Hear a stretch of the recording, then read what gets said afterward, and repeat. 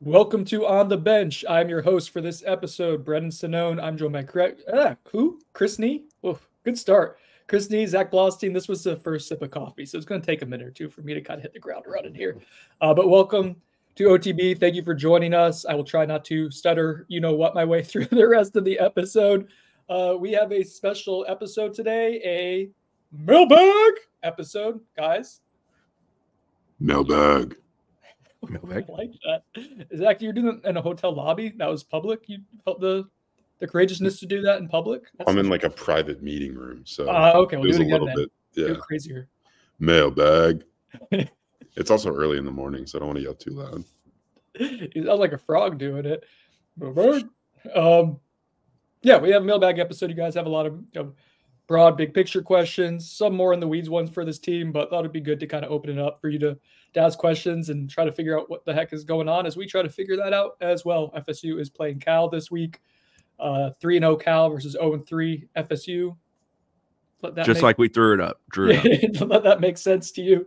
We'll do a quick preview for that, but again, this will be more big picture stuff. But before we get into that, guys, a shout out to our sponsor, Chattanooga Whiskey. This Pinot Noir finished bottle, one of the best things they've done that's out currently. You can find them throughout the Southeast, Florida, Publix liquor stores all over the place, but your local ones as well are going to have it. Like Market Square Liquors is always going to have multiple bottles of Chattanooga whiskey. So go ahead and look for them all over the place. Support them, please. You guys have continued to. They have a great product. They're standard bourbon, awesome. The 111 is like one of my favorite value propositions out there in the whiskey world. So yeah, they just do a phenomenal job. We'll play a little bit of a Buyers Unknown as well, but let's at the top of the show give a shout out to the Turner Group. Yeah, after you drink some Chattanooga whiskey, help sad Colin be less sad, I think is what we're trying to do. If FSU can win, he'll be happy. But until then, I think you guys just need to go out and buy a bunch of houses, and that will help Colin feel happier. Colin, Amy Turner of the Turner Group, do an exquisite job in the real estate market. It's so difficult out there, and it's always changing, and it's a big jump to go ahead and sell your home or to start looking for your dream home or even just your in-between home. And they can make it happen if you're in the state of Florida, very well resourced and can help you connect to different people to get where you want to go, literally. So the Turner Group. All right, before we get into the mailbag, before we do our Cal preview, some substantial news, I would say, this week, Chris, in the world of conference realignment stuff, or this would be conference not realignment potentially, as there have been reports, and we've been able to confirm some of this as well. So maybe what we know, what's rumor or what's fact kind of deal would be the good way to look at this, Chris, of FSU, Clemson, and the ACC talking potential settlement, early stages of that. But let's get into that real quick. Yeah, it's a proposal. Ross Dellinger of Yahoo Sports went public with reporting on it. There was also some references to it within a week prior. It all comes off of a meeting between the presidents and the chancellors and the ACC that happened last Tuesday and Wednesday. So last week, not this prior, not like the 16th, but the 9th. The nuts and bolts of that proposal is unequal revenue sharing, something FSU brought up, almost 2 years ago, was basically shoot away about, but it would be increasing of revenue. Another thing it mentioned in its proposal, I think that word needs to be remembered, is a potential shortening the grant of rights, I believe, to 2030. It's the number they want to land on. 2030 is important because media rights deals for the two big leagues, Big and SEC, both come up around that time. I believe Big is 2030. I can't remember when SEC is. I've always been more focused on the Big in this situation. But yeah, it would. The goal of said proposal would be essentially lawsuits would go away potentially. FSU, Clemson stay in the league. FSU, Clemson make more money because it's a media-based revenue share, and they're the two biggest media company or media draws in the company. And I think it's worth mentioning that it would keep FSU and potentially Clemson in the ACC, which is an easier path to the college football playoff versus a new potential landing spot. At the end of the day, it's a proposal. From what I understand, I had a pretty good conversation about it before the loss to Memphis on Saturday. It's very much in the early stages. Like, I'm not, getting the pre-write ready for FSU and Clemson accepting it in the league, saying, yay. I think there's going to be a tough task convincing some in the league to jump on board with it. and one other thing I'll mention, and this is a little bit more rubbing the crystal ball and forecasting, but it was something that was shared with me. I think there's a belief that by 2030, much of this really just doesn't matter, that the landscape is going to so drastically change by that point, again, because media rights deals are coming up at that time, that the whole idea of the AFC, NFC, or the larger autonomous P4, what we call it now, is sort of created with select teams in it, and that it could very much change the whole landscape. I think that is eventually coming. Forecasting when that is coming, I think, is more the difficult task here. But I find it interesting. I think it was born out of the mediation that came from the ACC FSU case here in Leon County. It is worth mentioning that on the same day that this meeting was happening that brought this proposal about, you also have the DCA with ACC, the District Court of Appeals appearance with the ACC, trying to basically get the FSU case thrown out. And now there's a second DCA filing from the ACC, but the specifics on that one aren't quite available just yet. So, like, the legal case is still going on. Those are simultaneous timelines going on. We shall see how it all plays out. But my main takeaways when I first heard this, and then it was told to me that it was indeed a fact that, like, this did happen, this proposal, these conversations did happen. I think it's a bit of a PR battle. But at the end of the day, FSU's goal is more money and putting themselves in a place where they can be competitive long-term in college athletics. Do I think they want to stay in the ACC long-term? I definitely do not. But if it's a short-term fix and it gets legal bills off the table and there's still an exit window that comes well before 2036, maybe that's enough to paint a pretty picture. When we first heard about this, Chris, and so you mentioned two different timelines. So let's sift through the fan reaction to it when they first heard it and the potential of like FSU proposing to stay in the ACC. What are the pros if FSU gets their way, and what are the cons? Like, lot more money, lot more money that makes them somewhat competitive with the SEC and big, or at least in the ballpark, much more in the ballpark than they currently would be. Shortening of the grant of rights, which would allow an exit in 2030 for teams, because the ironclad, in quotations for those not watching, grant of rights would go from 2036 to 2030. It's not ironclad, but it certainly requires a legal fight, as we've learned over now, almost 10 months. And from the ACC perspective, I was looking something up. You get your two best properties staying in-house, which for the situation with ESPN that's coming about is beneficial to the ACC. Numbers we've heard the numbers would, as proposed, like have FSU competitive with the average payouts for SEC and Big Ten teams. Like that would be the goal. Now, why that would make sense for other programs in the ACC to allow that, I'm not sure. And it is worth mentioning. So I'm going to use the hypothetical of FSU going to the Big, because that's long been the belief I've had if they were to depart this conference, where they would land. The Big, when they added Washington, Oregon, did it at partial shares.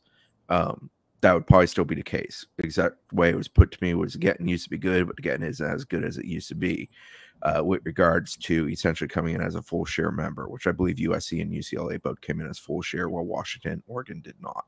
And those were the two most recent ones. Washington, right. So that's a reduced amount of money. So if the gap is closed here in the same window where you would be getting the partial share there, which who knows, maybe it would go till the next media rights deal, then that's another reason financially why this seems like a possibility and something you look at and propose and discuss and see if you can get.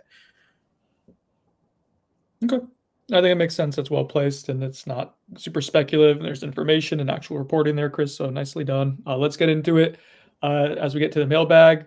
I actually have a few questions for you guys real quick. You ready? Okay. Yep. So more for us to kind of reflect, and as we think about things we've done well, things that we could do better. I think some broad stuff on like just how we viewed this team and how we've talked about this team. Let's do like a little reflection here. So Zach, I'll throw this to you. Like first, what's the thing that you wish, like in hindsight, you'd been more vocal about going into this season, like a concern or a strength, anything that you wish you'd maybe bang the drum on a little bit louder? About the actual team or just the organization? Anything with the program and anything now. I guess, I'm not one to be a proponent of calling for people's jobs, but I think, like I did mention it after signing day, Just the fact that they needed to change how the recruiting operation worked, especially at certain positions. But I wish I had, gotten a little bit more in depth on that, because I put out a tweet after, I think it was the BC game, just kind of explaining how I thought it was a misstep for Norvell to not make staff changes this offseason based off of the success they had last season and in the year before, and the momentum that you could have had in hiring some pretty talented assistants off of that. So yeah, I mean, it's easy to look in hindsight and be like, well, that would have been a great decision. But I did think that in real time, and I probably could have done a better job at communicating it. Chris, same question to you. In the past few years, when we've had conversations and at times with me and Zach arguments about portal recruiting and FSU's roster construction, I would often say I thought they were playing with fire, but they had done a really good job of succeeding in playing with fire. I think I need to do a better job of understanding that when you play with fire, sometimes you get burned. And, well, here we are, we're getting burned. So I think it's an element of that, like knowing that you're not always going to, despite it seeming like momentum said they may, you're not always going to get Jermaine Johnson and Jared Verse. Sometimes you're going to get Mervyn Jones Jr. And it's going to be what it is. And just understanding that and understanding it puts you in a position. And also never, ever, ever forget the most important position in college football is quarterback. And you got to nail it. Like, it's got to be good. You have to be 100% on board with it and have total confidence. Not just FSU's never competed for a national title or been in the discussion for a national title outside of extremely elite teams without guys that were like Chris Winkie, Charlie Ward, Jameis Winston, and then Jordan had them on the cusp of the college football playoff before the selection committee. Okay. What's something that you guys articulated before that you wish you had back, a belief that you had? That you're like, that you could live and die by the portal, and that FSU was living pretty good by it. Probably that one. Okay, fair, Chris. Zach. Yeah, I guess just like I think I thought that Florida State's improvement on the recruiting trail year over year was good enough to kind of build some kind of sustainable model, despite how much they were relying on the portal. And obviously, in hindsight, you look back at the classes, especially, I mean, the 2022 class and even the early returns of 2023 are not great. But the recruiting rankings trended in a direction that you thought was positive because that's how kind of the on-field results were going. But I feel like we did a good job in the moment being like they should have capitalized more on their on-field success. But I think in my head and maybe in my rating, I felt like they did a good enough job to keep it sustainable through their high school recruiting. But obviously, that doesn't seem to be the case. Finally, what's something you articulated before that you wish listeners and readers would have maybe clung on to more? I'll let you go first, Chicken Little. Chris and I talked on the podcast a bunch of times about the portal debate. So I guess I'll just say that. Like, I think, as much as I thought that, their high school recruiting, I guess, like, put into perspective, like I didn't think the high school recruiting was acceptable, but I thought it was like okay to a point where you're not seeing a result like this on the field. I didn't expect that, but I think just the general notion that high school recruiting and excelling at it, especially at a program like Florida State where you can excel at it, and getting a top 10 class, top 5 class, like that should be the expectation. And that's not what's been the expectation here over the last 4 years.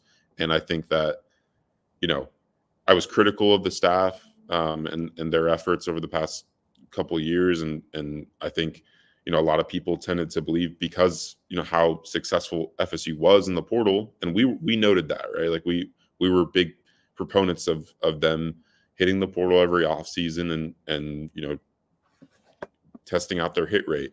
But when you come to a season like this, where you're trying to replace so many positions on this roster with guys out of the portal that you're expecting to come in and start right away, that's when you run into an issue. And ultimately that comes back to not excelling at high school recruiting enough and not having guys ready to step up at a lot of those positions after you lose, 10 NFL draft picks off the 2023 roster. So I guess for me, like, I wish I don't really care that much about like, the fan reaction to it, but yeah, I mean, I do think that that's something that our listeners and readers have definitely come around to as of late because of the results of this season. And it doesn't matter to me that it happens now or it happened now and not before, but I guess that would be the one thing.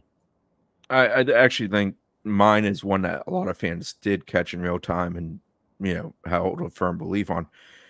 You can't bring 40 kids in June and have a piss poor hit rate, and FSU had a really poor hit rate, and a lot of that is, one, bad reads on recruitments, and two, willingness to spend financially on recruitments in an ever-changing market where the price continually goes up.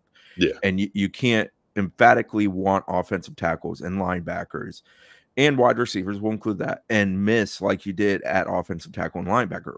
You nailed wide receiver. That's awesome. Like, that is a positive.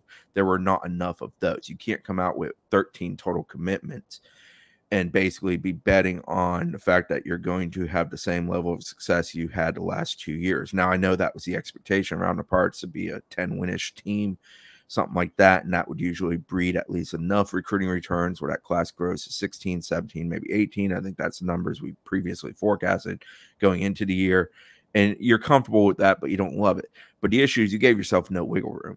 You didn't prepare yourself for the rainy day, the bad situation, the nasty, and that's what came about for FSU. And now they're down to 11 commitments. They're hanging tooth and nail for probably another 3 to 4 of those guys, and you're starting to bring in BC commitments as potential targets for you. It's just like, you can't do that. And that's something that FSU did not, and this goes back to Zach's point, FSU did not do a good job harnessing momentum and flipping their recruiting script and changing how they did business and finding success with high school recruiting. And it's really going to hurt them because now they're going to be dependent on the portal because they have to be, because there's not enough high school kids left for them to build the roster they probably want to build. And that kind of puts you in a predicament you wanted to be in, or you were comfortable living in a year ago, that you probably, in retrospect and reviewing why things have gone sideways, do not want to be in or should not be in going into this year. Okay. Think that was good stuff. Good insight, guys. I'm going to just skate by unscathed without having to answer that all for myself. Actually, I got one for you, Brendan, because I think you mentioned December portal recruiting to start being kind of slow and odd and sluggish. If I recall correctly, it was either you or Zach who spoke on that in real time in December. And that's something that, again, hindsight allows us to look at and go, yeah, that was an issue. And it's basically along the lines of what you wrote about a week ago. I was going to say real quick, I was looking back at like articles from that time. There was a article I wrote on signing day about how that it was surprising that they weren't. One of the things, it was like 3 things I think, 3 things I know. And I said, I think FSU should be more aggressive in the portal moving forward. And what I meant by that was from a financial standpoint, because, the early portion, they were not. But Brendan, take it away. We were, I think, skeptical of the start in December. And to be fair, we also thought that they settled in well and recalibrated. But yeah, the start of that, I think this just fits into almost everything of like something that we had articulated. I think something that people listened to, but then something that we kind of felt okay with too, and maybe should have hung with our initial inclination on something that in first week didn't feel particularly good. We thought they recalibrated, but in hindsight, and that's, we have the gift of hindsight now too, as we discussed this. The program starting off slowly in the transfer portal was very different than what happened the previous year when you crushed the portal. Yeah, it was quick strike. Yes, you knew exactly who you wanted when they entered. You were aggressive. In some cases, guys didn't even take other visits or take visits at all. Like Jaheim Bell would be an example of that. Like it was stuff that moved swiftly. Yeah, and this time you had Carter Smith who visited and nothing happens. You have a couple DNs like Okunlola and Kennard, for example, the quarterback situation that you allowed to play out for, what was it, like 17 to 20 days or so, instead of, and it was always either or, happy with both, build different ways with each. But in retrospect, one's going to turn a team into a really good contender while the other one is 0-3. I feel like they came into the portal window in December with an ego about them. I think they thought, however you want to describe it, exactly, they thought that things were going to be more favorable for them with what they had just accomplished. But it felt like they 13-0 past portal success. Yeah, and they thought they would be completely changed their approach after, because I was told that FSU was prepared for the portal, like they had obviously like all these teams do advanced scouting and understand the rumors and whispers of guys that might enter, but yeah, it was a completely different approach than how they approached the portal the year before, and how aggressive, like you guys mentioned, that they were, and kind of they were the ones that felt like they dictated these recruitments. Is a degree of that college football catching up to what FSU did in the portal? That's an extent of it. I was gonna that's part of it is they weren't prepared for that. I think that's not to excuse it away on their parts. I just think that is in play. The market changed on them, and you had an advantage because you were so aggressive in that early on in it and found value. And the 2023 offseason was this like perfect storm of, you had been really good at the portal. You knew how to recruit portal players. You know how to resourcing and funding to kind of help with the NIL aspect. And you had something to sell coming off of a 10-win season.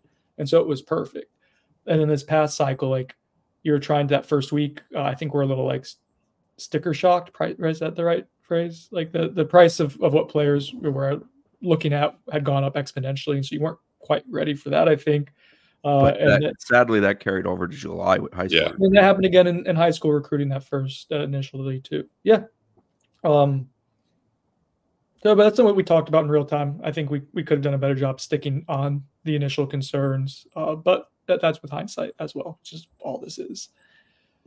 All right, you guys ready? Yeah. Let's open up.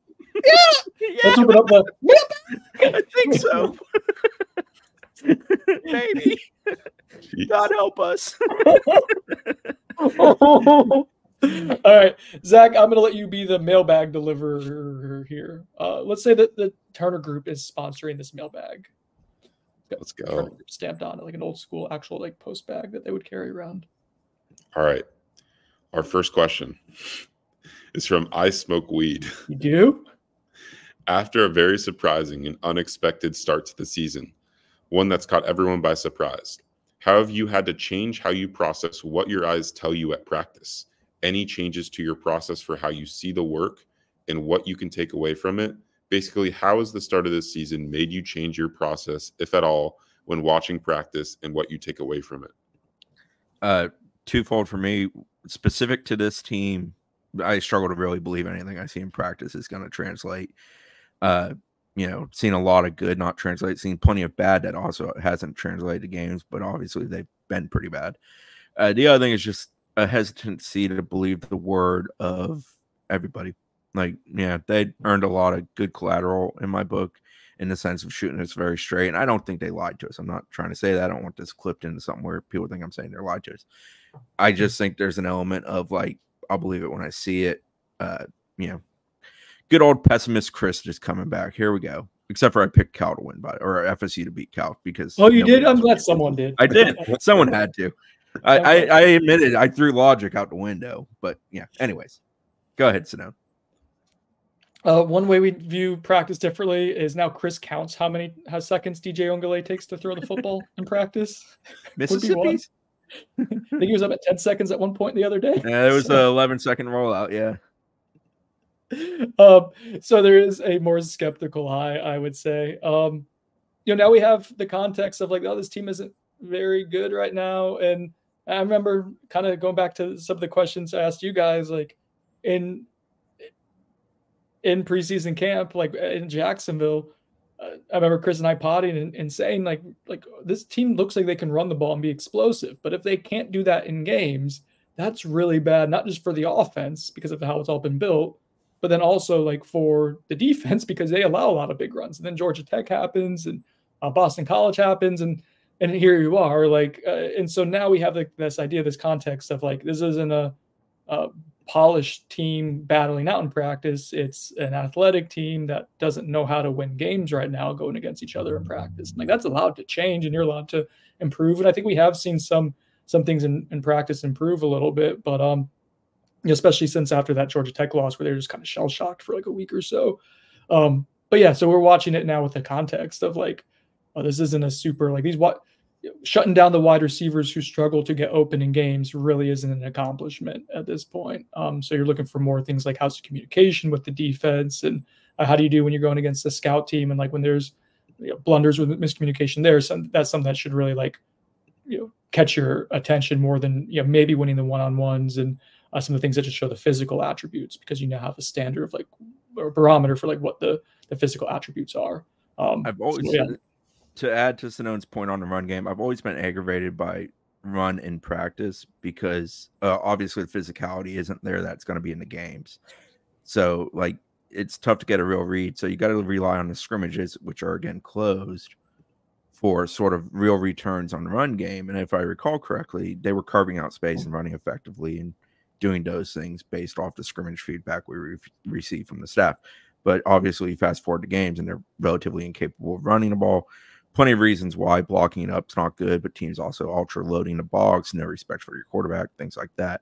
But the run game has always, even with Trey coming back in year 2 last year, I've always found the running game to be the toughest thing maybe to forecast because it's the least realistic thing we actually watch in practice.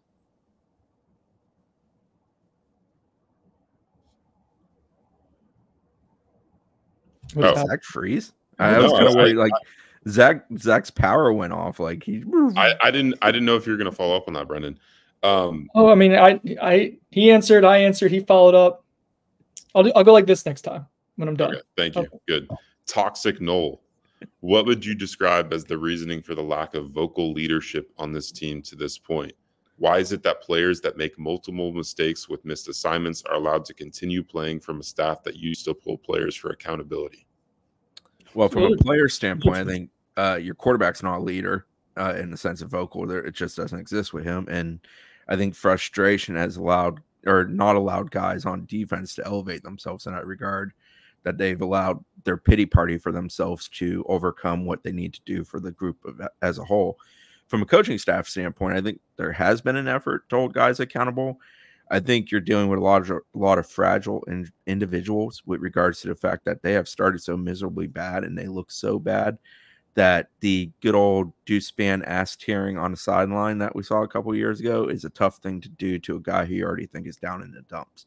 Now, maybe do it at some point. Sure. I get the point in the question and asking it, but I think there's a difference between where that team was and trying to go and where this one finds itself lost in the wilderness with no idea how to go forward. I think part of it is you just, to Chris's point, with the part of vocal leadership, I just don't think you have a ton on it. And I don't think you had a ton anyways. And some of the more vocal guys in camp and the offseason we'd heard about were additions like Malik Benson and Roydell Williams. And when the offense is neutered in the way it is, those are how can you be vocal leader if your group isn't performing at a high level? And so I think that's part of it. On the other side of the ball, defensively, this is the thing that I wish I had probably been more vocal with. In a concern was I didn't know how much legitimate maturity you had on that side of the ball going into the season. And it's something that I had felt myself. It's something that I talked to sources about and they had agreed with, that was a concern. And I thought maybe watching the beginning of camp, you could see guys like Josh Farmer and Pat Baton taking an attempt to be more vocal and whatnot. And I felt like that kind of, they got more quiet as preseason camp went on. I didn't articulate that. I didn't know that would be concerning or not. And now you kind of see that void on defense where you don't really have that. I think Juice Cryer is one of your more demonstrative, vocal guys, and he doesn't start against Georgia Tech. And he's a second-year player. Yeah, and he's a second-year player who hasn't really played a lot either, too. It's not just that he's young. He's young without a ton of in-game experience. And so you have a void of leadership, of experience at key positions and maturity. And I think that's the answer. Now in regards to the second part of the question about holding players accountable, I would like to see more of that. Because you're either coaching it or you're allowing it. It's something that AB has said a lot and that resonates. And players who don't give great effort, okay, like and repeatedly, it's not just every now and then or something. There's guys who don't give great effort. If you see that show up over and over in practice and in games, you would like to think that there's a little bit more, and not to say you pull them entirely, but like to be a switch of how you allocate reps and giving other players a chance to see if the energy is different. So I think that's this team. Energy has been a huge word for me since that week before the BC game, when I thought their energy was just totally displaced and all over the place in that Friday practice. It was such a weird, strange practice to me, and it showed how, I guess, green they were as a program, and greener than we thought, and how fragile and how hurt they were from that Georgia Tech game. It's kind of weird, but they have no idea how to lose. How to win? How to lose. Like, they don't know how to handle losing. Yeah. A few years ago, they didn't know how to win. Like, we had a program that every time they were close to winning, they would basically blow up the task on themselves. Now it's kind of flipped where, like, they don't understand how to handle losing. They're not good at flushing it. They're not good at moving on to next week. They're not good at channeling frustration into positive manners. Juice Crier's comments after that game are 100% what you want a guy to be like after things haven't gone the right way. I don't think there's enough of that. Our Cash Tycho. He sent me how to pronounce his name, and I don't remember. I can't help. And I'm pretty sure that's not it. Say with confidence, man. Have you seen or heard anything that justified playing Omar Graham over Juice Crier in the opener? No. I know there was some scuttlebutt, a rumor that like he was maybe suspended but played on special teams. That's not how that works. No, they don't really do partial suspensions. If there's a player who's suspended, they usually just aren't even on the sideline and don't play the entire game. That may have happened this past week. No, he just didn't play. I don't know why. We've asked about it. We haven't gotten a clear answer why, but he was available to play at linebacker. I've had people ask, like, if he played some, like, would FSU have won that game? Potentially. That's a lot to put on one player who's only getting about 25 to 30 snaps a game for you right now. But like, that linebacker play was so atrocious and so it just did not look like linebacker play. And so if you had even just a modicum of it just being like somewhat functional, maybe that just completely shifts everything, and Georgia Tech can't run the ball the way they want to, control the clock the way they want to. But anyways, no, I haven't heard anything that made a lot of sense, honestly. It's one of the more frustrating minutiae type of things from the season. T Boston 99. There have been multiple positive reports on Andre Otto. How is it that Jalen Early, who is clearly not a P4 offensive tackle, has struggled mightily in every game, gets in over him? Early's a guy they've ultra invested in tackle in the sense of reps and preparing him and whatnot. I'd agree his play hasn't been great. Obviously caused the interception by getting blown back. Me and Brendan had a nice little spat in the press box over that one. On Otto, multiple things can be true at the same time. The quarterback could not have helped him out, and he may have gotten his ass kicked right away. On Otto, he's worked more as an interior type of guard and a center for this football team. I think ultimately that's sort of the landing spot. Do they end up looking at him at tackle if they're shorthanded again? They may. I mean, Otto is one of those guys. Yes, we're high on him. We think he's very capable of being good. He certainly cares and has want to. But, like, he is still young. He's going to have reps. He loses. There's moments in practice he still loses. Plenty that he wins, too. I think it's a hesitancy to put him at the position that's probably not truly his position is the best answer I can give for that. But, yeah, Jalen Early has struggled when relied upon. One thing is with Andre Otto is I feel like he's kind of come down to earth a little bit since spring camp. I don't think it's been this steady ascension, which is like, I'm not super concerned about that. Like, I know he's going to work hard and whatnot. Just, you're a younger player, you're an underclass. That's why they don't want to play underclassmen in the offensive line, is because you can have times where your body can kind of, wear down a little bit when you don't have years and years of the strength conditioning program and that grown man strength to you. So I think that's part of it too, is I just don't think he's, as much as we really loved what we saw in preseason camp, and he hasn't been bad by any stretch, but I just don't think he's one of your 5 best offensive linemen at this point. I think that's the answer. Danny Cronin 7. What is with the extreme differing opinions of Derek Ray? I have I think a pretty a simple answer to it, and I think it's it's varied because the work that, like, he's helped so much in organizing what you do on like official visits, and just this, the recruiting I think in general is more organized. But you look at the results of the 2023 portal cycle where you're awesome and hit on almost everything, and then you look at the results of this portal cycle, it's not all on one person. I think that needs to be like stated. But the extremes are, you know, a really high hit rate one year and something that's really important and has immediate, you know, instant like dividends, and then a lot of misses and the next one.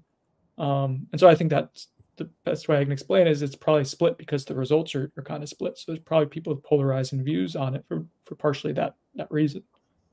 When a football team's 0-3, everybody's looking for people to blame, and everybody gets blamed at one point or another. We've all been blamed. Mike Norvell has certainly been blamed. We've been lying to people for months. He's probably the guy that deserves the most blame because, well, he runs it all.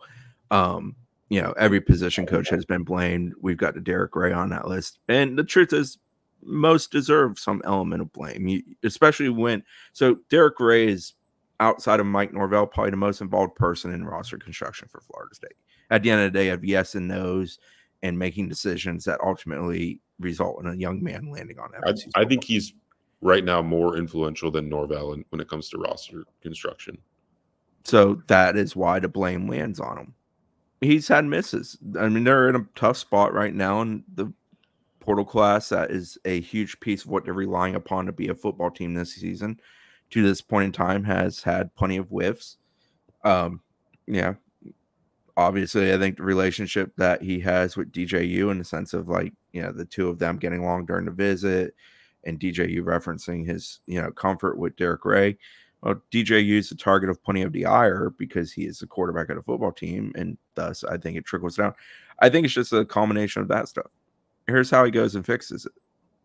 Fix recruiting, figure it out, build a better football team, be good in 25, and this conversation dies. I mean, but, you know, I think there is a matter of everybody within the process of how this team was assembled should self-scout how it was done and understand how it was done, and obviously trying to go do a better job and maybe learn some lessons from it, because I think the operating procedure might not work long-term anymore like they once thought it may.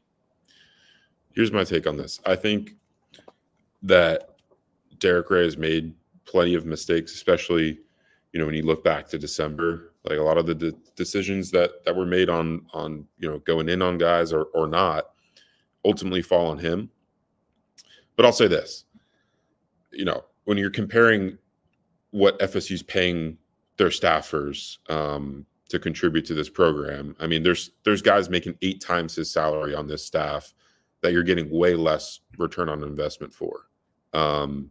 So, you know, it's easy to blame him because I do think that he has an incredibly large role in constructing this roster. So it is fair to blame him too, to some extent.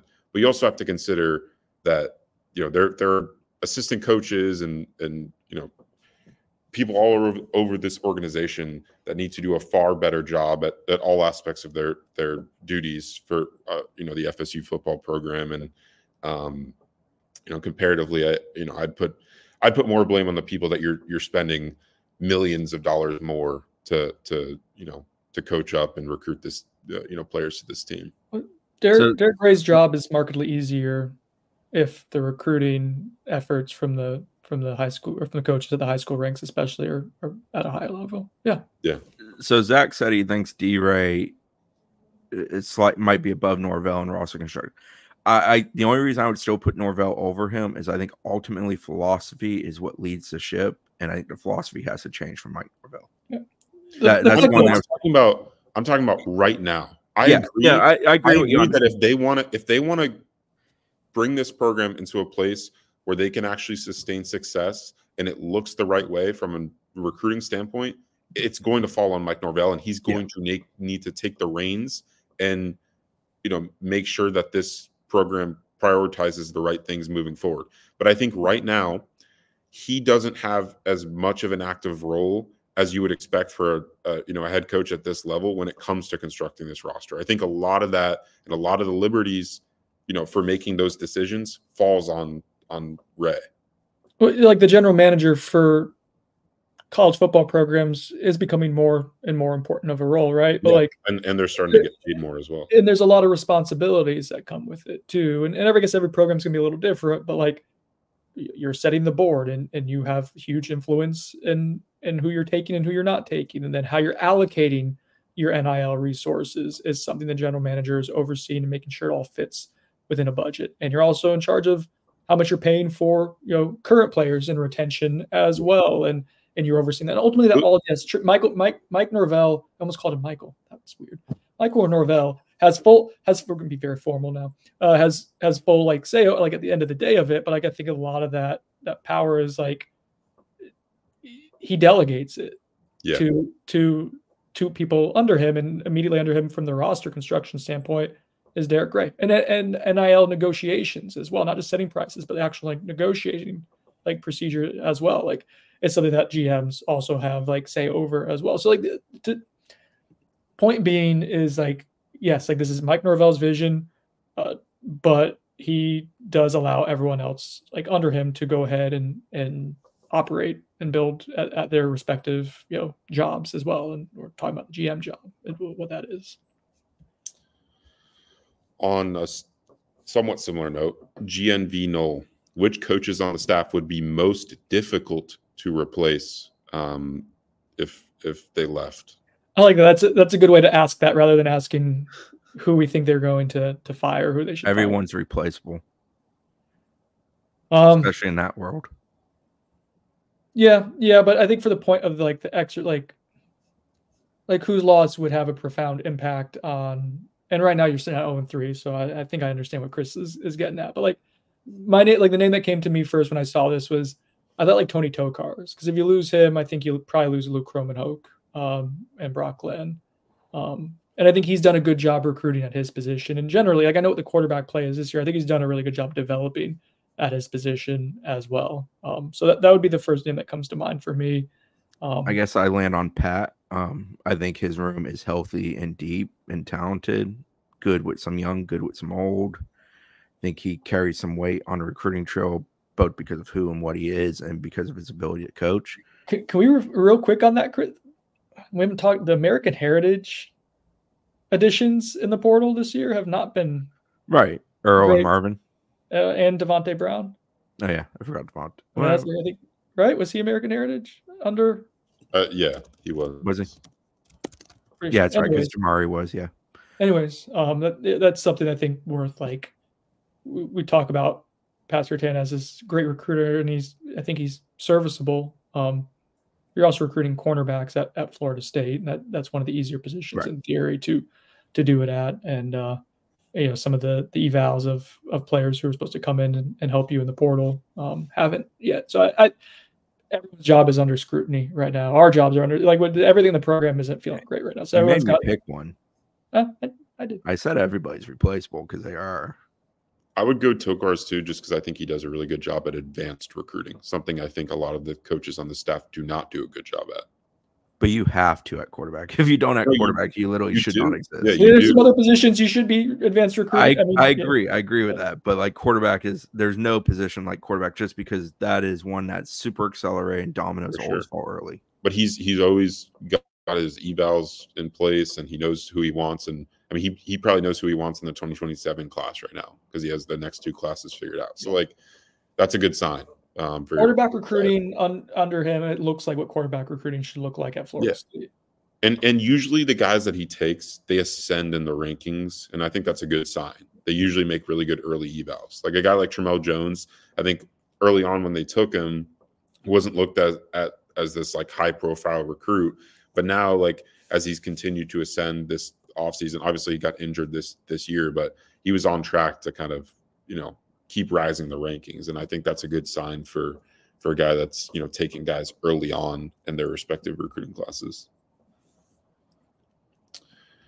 All right, let's go team. Newberg Knoll. Who are some freshmen or redshirt freshmen that you think will have a significant role on next year's team?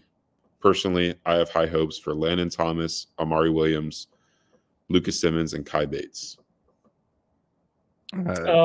I think it starts with Cam Davis for me. I think he's going to have his role is increasingly bigger by the week for Florida State right now. I think Amari Williams is someone who, yeah, I think he's hit a little bit of the wall of from what he was doing to camp to what he's doing now. That's why I'm not banging the drum to play him, even as a really talented true freshman. Like Kai Bates a ton. I hope you find a way to play him and get him in some way by the end of this year. There's going to be other schools that are going to start trying to get guys like him and Charles Lester and these high profile recruits if they're not playing. And you see Charles Lester with the Free Them Youngins, was that the hashtag that was going? That was Charles, right? Yeah. Mm-hmm. Yeah. I think there's going to be players that you're going to have to play to kind of see what you have with them and to also show them, hey, you're part of the plans by the end of the year. I do think that whole and people pushing that narrative of the youth movement, it's premature for that. There's some positions yes, infusing it, finding ways. To me, BJ Gibson has to be someone that I'm not saying you have to play him as a true immediately, but there has to be a path for it. And right now, I just don't see the path for it. And he's just one of your most consistent players when he's on the scout team, when he's in one-on-ones, he's able to make good things happen. And I think that you need to, for me and what I'm seeing in the window that I'm seeing, there needs to be a path to explore that and what that would look like if he were to get reps with the third team or second team, and could he help you out in some capacity? So some maybe more. I'm rambling. I'm all over the place with this, but I don't know, there's guys who will be able to help you out next year, but you need to, I think, find ways to kind of see whether it's in games, elevating them in practice, exactly how they are going to handle with the increased stress load to get ready for next season. The correct answer is one of the two quarterbacks. Yeah, I guess they're going to have to play. Dude, you need to figure that out. We talked about it already, I know. You have to see what you have in one of those two guys. You have to. You can't go into spring coming off of this season not knowing what you have at quarterback and how it all fits. On that note, Matt329, sponsored by the Turner Group. What game will Norvell finally try Brock Glenn? No, just abstaining. Jesus. I feel like Cal is a high possibility breaking point for all of that. Either they figure some things out and find a way to produce some points, or you pull the plug on it because you can't produce points. And at the end of the day, you got to score. Your defense isn't an elite one. It's not even a very good one. It's a decent one that can keep you in games, but you got to score points. I thought that Wednesday's practice was the first time we've been pretty consistent that DJ is the better practice player. Fair, Chris? Yeah, he practices better in the sense of more consistency in the good column. I thought Wednesday was the first time where I was no, that Brock Glenn was better. I'm shocked they didn't do it at halftime in a Memphis game, how absolutely dreadful the offense was in the first half. And the fact that didn't happen there makes me think that, I don't like using the word leash, but the willing to stick with them is got a lot to it. Yeah, that's I don't know how to answer what I think is going to happen. Because I think I would have already explored it. And again, you don't have to pull the plug entirely, although I don't love the idea of half measures with it, but you know what speeds it up, in my opinion? Not taking care of football. And you're playing a team that's second in the country in turnover margin, who has a boatload of interceptions. Now, some of them were Peyton Thorne playing catch with Cal defensive backs for Auburn. But, there's a degree of me that thinks if he goes out there and, first 4 series and has 2 turnovers, yeah, what are we doing here? You're not scoring points, and now you're not valuing the football, and you're putting your defense in a worse position. It literally comes back to the last line of what I wrote about the offense the other day. It can't get any worse, can it? So, yeah, I do think Saturday is sort of a make or break point with the longevity of the quarterback situation as it stands currently. Zach, did you think Memphis game there was going to be a change watching it? Yeah, I thought going into it that you should have done it, but no, at halftime, I was talking to someone about that yesterday, that I didn't understand why they didn't try to create a spark out of halftime. What they did with the vertical pass, but I get what your point with the. But in the sense change. that, yeah. My thing with DJU is I don't view it as this is his fault. I don't think he's been particularly bad. I think he's been poor. He's played poorly, but he's not been awful to the point where he's single-handedly losing you games. My thing is you need someone to motivate the people around them at the quarterback position. He does. I don't think he does a thing that helps you win games. Yeah, I agree with that. My point is that I don't think he's actively like losing you games. I think that the biggest issue with him is his impact or lack of impact on his teammates. And I think that's why you need to make a change at quarterback. Also considering the scope of this season and what it's going to be, I don't really think FSU fans care whether you win 4 games or 2 games, right? Like from here on out, you want to see what your young quarterbacks look like and what that's going to look like next year and who you should invest time and reps and, because this is the modern quarterback age where if one quarterback starts, the other quarterback's probably going to leave. So you need to figure that out. Mm-hmm. And I think one other thing too is like the idea of FSU was spoiled with what it had in Jordan Travis, not just from a skill perspective. And it's funny, thinking back on some things, like there's someone who told me in the spring is like on the offense side of the ball, it's like, oh, like going through spring, like Jordan really helped us out a lot with like what he was able to do athletically, and made a lot right, which I think will sensible. Like, yeah, that makes sense. We're not football geniuses on this podcast. And we can see that. But more importantly was like his persona, and he bought that up, and he bought that through trial and error and through coming through like losing and learning how to win and learning how to lead, and players responded to that, and he had that leeway and that cachet to him. And like DJ Ungole just doesn't. And as part of it is like the circumstance, yes, and part of it's just personality. It's like not who he is. And at a certain point, like, and you can't measure it, you can't quantify it, but there is this like innate human like instinct to follow people who inspire you. And at that position in particular, I don't think you have that right now. And I don't know if Brock Glenn or Luke Krummenhoek are the answers to that, but I know there are people within the program like who players in the program who respect and admire like Brock's personality. And that was before the season started. That's not now saying it. And I know that there's players now who would like to see what Brock Glenn can do. And I'm not saying that's the entire team, but like that is something that is throughout the program of like, I think there's some level of belief or at least optimism of what Brock can do from a personality standpoint. Yeah, I agree. Bad Bean. What were y'all's AIM screen names? Don't lie, Chris. I know you had one. I did. I believe it was So Clapton, which is a reference to Led Zeppelin and Eric Clapton. Zach doesn't know what the hell an AIM screen name is. What do you he may now because we informed him. Is it like an email? No, so it was AOL Instant Messenger. So like what we know is Messenger now that we use obviously for everything work related, or Slack even. It was like that. But you were connected to IRC Internet Relay Chat. That was one too. That was sort of what. So did you like text friends or was it like a work thing? Well, yeah. You weren't, but you had to log on to your desktop computer to message your friends. Okay. So it'd be like if when we text now in the group, you had to set out time to go do it. I was Hustle 97 because I won the Orlando Magic's Camp's Hustle Award in 1997. And then again in 1998 too, but we'd already started the screen name. J-Rod 31. No question, but my Chattanooga whiskey is going to be here today. 111 proof and the Pinot Cask. Oh, that Pinot. Enjoy it. That Pinot Cask is awesome. All right, I've got one last question, then we'll get into the recruiting questions. Sound good? Yep. Question, so we can get out of here. If you were an atheist otter, if you were the king of FSU football for a day, holding the powers of the head coach, GM, and president, what would you do to right the ship? I'm thinking personnel usage, coaching, staffing, game plans, etc. Assuming that your decisions won't get overturned when you step down.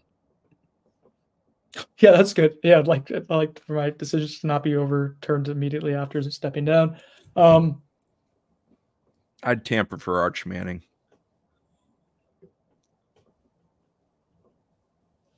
Yeah, I like that. So let's be super aggressive and go get a quarterback. That falls in line with what I was going to say, Chris, which is double the NIL budget. And like that means you're taking it from other places that the athletic department. But You got to find it. You got to find the money somewhere. What? You're shutting down swimming? No, I'm not shutting down swimming. I don't know. Yeah, I don't know where I'm getting it from.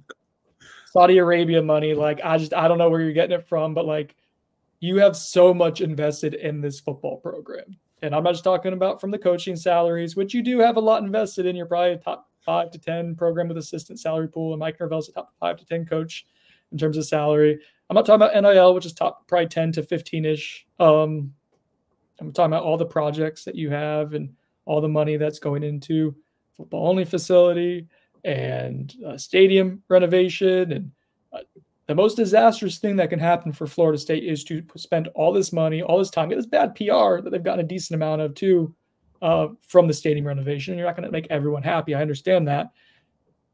And then field a bad football team on top of it.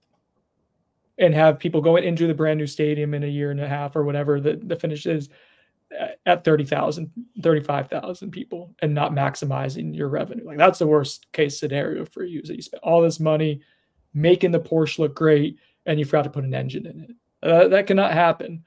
So keep pumping money into it. So that would be the first thing I would do, is you got to find money from somewhere. I don't know where, but I guess if I'm in charge, I'm making a call to people who, hedge funds or whatever, to be like, yeah, we need money to fund this freaking roster and make sure there's a ton allocated to it.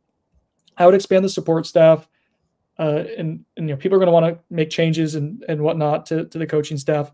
I think you move some of the coaches who aren't helping you on the recruiting trail to the extent they need to off-field roles, and let them still be the primary coaches if you feel like you trust them to coach the football team, and hire guys with just awesome recruiting acumen who are going to be dogged, and let them be the position coaches and go on the recruiting trail for you and do work, and basically have a 1.5 times coaching staff. Like, have multiple guys who are helping you do multiple positions. And I think that's something that Mike Norvell, if he wanted to, could have really expanded the support staff, or could have gone to Alabama probably and had that army of support staff. And I don't think he liked it, the idea of it, because of you got all these extra personalities and whatnot. But I think now you're either having to make changes to replace colleagues that you respect and like, or you're going to have to bring in people to help them out and help yourself out. So those would be the first few things I would do. I'd bring in a salary cap guru as well. I think that's. And I would bring in a couple more like information people. Like, I would maybe hire like someone like Zach Blostein, who's really well connected and can get information for you and give you like honest, like legit, and be like upfront with the information you have and tell you when things are bad and listen to them as well. But so yeah. Honored. King of FSU. It doesn't have to be you, but someone in your role who can go ahead and get a ton of information. There's been way too many times in the past few years where they get caught and they're surprised at the end of the recruiting process. What do you think of that plan, Chris? More money, more coaches, more support staff all over the place. Just more. Arch Manning. That's your plan? Just Arch Manning?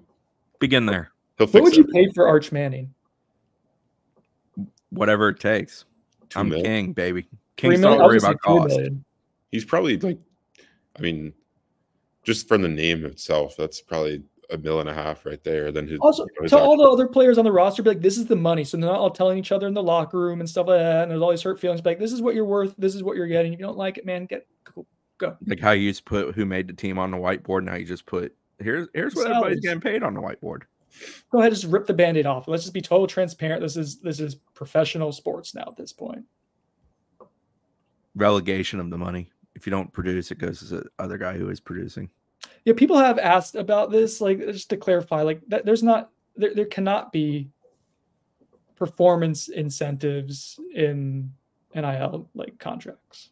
But if I was king, you can maybe do other things to make it like very, very difficult to, like, if you don't go to a certain amount of events, you can have money withheld. And I guess you can make it so tedious to where like you're having to go to something every single day. And if you're in good standing, it doesn't matter. But if you're in poor standing, you can be like, well, you didn't fulfill this part of your contract. You're not getting your money this month. I know that's the business you want to be doing though. But what do you think, Zach? No, I mean, I agree with a lot of what you guys said. I'd want to bring in some people from the NFL that understand salary caps and how to manage that, and bring in some people maybe from the business world to handle some of the negotiation stuff when it comes to high school and transfer recruiting. I think that's super important, having someone in that place that is an expert in that field. And then just more people in the scouting department, more people involved with roster construction and the overarching view of that. And then, like Brendan said, I would any coach that you think is a good on-field coach, I would move them into an analyst position, hire every top considered recruiter in the country for your on-field staff, but essentially just have them fully devoted to bringing in the best players to the roster. Okay. Like Arch Manning. Overarching. Okay, this is from Korea Knoll. If someone convinced Michael to 180 his recruiting philosophy and way overpay to get one player in this class, Zach, who would you want and why? Arch Manning. I'd go so unrealistic. FSU's not really involved with this kid, but Elijah Griffin. He's an uncommitted 5-star defensive lineman out of Savannah. FSU hosted him on campus super early on in his recruitment, but hasn't really been involved since. I think he's a total dude. So if I could pay for one player, it'd probably be someone that would be a dominant force up front. So here's a question. I don't want it to be snarky. He's a total badass, right? Highly coveted. Savannah's 4 hours away? Yeah. You've recruited South Georgia fairly well. Why? Why are you not in the discussion there? Is it do they not like? He visited once very early on. To my knowledge, I don't think he's ever been back. Yeah, I know they've tried. They didn't they did a good job at communicating with a lot of their top targets along the D line this offseason, especially early on in the offseason. And he was amongst that list of guys that they were trying to get in on, but I think it was just a lack of reciprocation of interest, honestly. But that's a clear NIL recruitment. I mean, Miami's playing there. Georgia's obviously involved, and there's some other schools in the mix. But yeah, I mean, I don't know if that was a lack of, NIL discussions with him up front, but sometimes that's the case for some of these kids that are looking for, to know if they're going to be prioritized from a financial standpoint early on in their recruitments.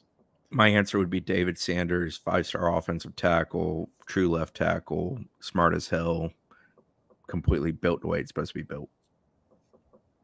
Okay. ATL Null asks, is Mike's only real way out of the situation to hit big on the transfer portal again? 2025 recruiting class seems like a lost cause. There's some promising underclassmen, but does not seem like they have taken up blue chip trench players in previous classes. Zach? Yeah, I mean, I would say this. Yes, I do think that they're going to have to go heavy portal again. What choice do they have, right? They put themselves in the predicament where they had 13 commits entering the season. Brian Doan, who works with us at 24/7, looked yesterday. So right now they have 11 commits after 2 decommits with Myron Charles and Javian Hilson leaving the class. That's the third least in Power 4. And one of those schools is Colorado, who's obviously, Deion's not looking to coach past this season. So you think him just taking shots at media all the time is just 9 commits? Yeah, it's the fewest in the ACC. I think next fewest is 14 for Clemson, if I recall correctly. I was looking at that. But they have an incredible blue chip ratio, and they're a really good class. FSU's probably we're expecting more at this point. Decommitments, yeah, especially if they keep losing. But yeah, I mean, he's gonna have to go. They're gonna have to go portal again. And what I would do is I would go find the positions that are the biggest positions of need heading into 2025. I would scour the high school ranks for some developmental types, but also shoot your shot, with some top guys and you have money's freed up, man. I think that you need to kind of be aggressive from that standpoint. Find a select few guys that can truly be game changers and go after them, because a lot of the guys that they're after that are, you know, looking as possible, you know, additions to their, you know, boards at certain positions like D end and linebacker and other spots, a lot of those guys are not going to be guys that you're going to have to financially invest in because they're not, you know, super sought after prospects at this point. So yeah, I would go heavy NIL focus for a few guys out of the high school ranks, and then it seems like they're going to have to do similar in the portal and try to land some impact players. One other thing that I thought of when to Zach's point there, if I were the king for the day, I think you also move on from like players who you brought in this year that you paid six figures to, so an above average salary, who aren't performing. I think you have to. I don't think you're re-upping another year for guys who aren't. You're gonna have to look hard at your own internal methods of. There's no reason that a projected backup is making $200,000 in a year, or that you're bringing in someone who was a backup at another school for $100,000. Like that's not, unless they have a ton of upside to offer. There's just stuff that you can't do moving forward. And the idea of it was like having salaries kind of close together, so you have chemistry and winning matters more than anything else, and that's going to make everyone happy and lockstep more than anything else. So I guess being cognizant of chemistry is important. Having a winning roster matters a ton. Also in the portal, man, like I would like to see them get back to G5 players a little bit more, like good, proven, high floor G5 players, and especially for next year when you're probably going to have a pretty big roster churn as well. You went the path of high upside, unknown this past year. You rolled the dice, and it has backfired on you up to this point early in the season. I think you don't want to overcorrect, but looking, last year they were willing to go after G5 players to some extent. I guess Braden Fisk is one. Kyle Morlock hasn't really necessarily worked out the way we want, although he has started for you as a Division II guy. This past cycle, did they bring in any G5 players or FCS players? I do not recall. I know they brought in a ton of like backups from big program. You got an Ivy Leaguer and Rizzy. And Rizzy would be the only one. Okay. Yeah. So disproportionate probably to what it was the years prior. So yeah, I don't know. It's just something that I would consider looking into to kind of bring some stability. All right. Oh, we got to get out of here, don't we? Okay. Yeah. So no more questions. What's your Cal prediction, guys? By the way, Cal Twitter has been freaking hilarious this week. I think I picked 23-20 FSU, hat trick for Ryan Fitzgerald. Somehow they mustered 2 touchdowns. Maybe the defense scores 1. Yeah, I didn't want every single one of us picking Cal, so I decided to be the guy that picked FSU. Did you pick Cal, right, Zach? Yeah, I haven't put my prediction. So it would have been everybody for Cal. Yeah, I'm going to do Cal. You haven't put your prediction, and you made us all put them in by midnight last night. And you haven't done no logic, a little bit of levity, and my God, hopefully it doesn't get much worse. I'm posting the prediction story soon, but so irritated so quickly. No, but I'll do Cal 27, FSU 17. Chris, you can go. You don't have to stay. I didn't realize what time it was. You can go. We're finishing up here. Or you can stay to the bitter end. He can't hear us anymore because he has his microphone out. All right. I forget what my score was, but I had Cal winning 28-17. I don't know. I felt like this was a better week of practice. I don't know how you score enough points right now if DJ Ungale is your starting quarterback. And 3 field goals, defensive touchdown, and I have Cal scoring 28. You're not going to get to 28 doing it that way, Chris. Chris, you can go. You can go. I know you have to go. I forgot you had. Bye. Goodbye, everyone. We can all go. What's happening? Whoa.